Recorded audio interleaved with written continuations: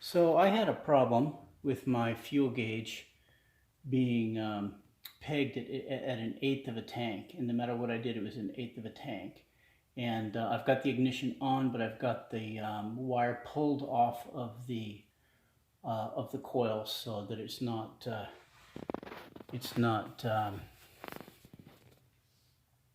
causing problems.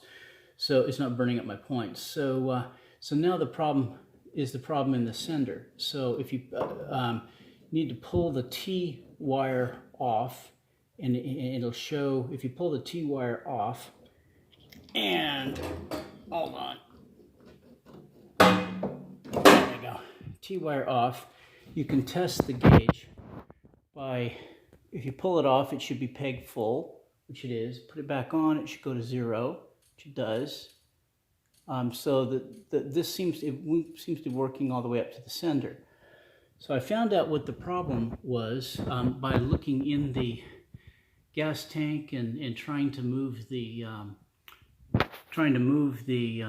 float. Was that this was oriented wrong. This was oriented off to the side, and it was impeding the float. So I found the correct orientation should have these two screws going the direction of the car. So if you have those two screws going the direction of the car, the T on the right, then the orientation is correct. Once I did that, everything worked. I took a coat hanger, lifted the float up and down, verified that the range of motion was all correct.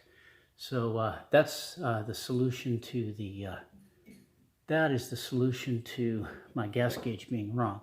The other thing I have to do with the gas gauge is, you might notice I have a little spider friend being inside the fuel gauge. So I'm going to need to take the gauge apart and pull my little spider out of there. How he got in there, I have no idea. So, good progress.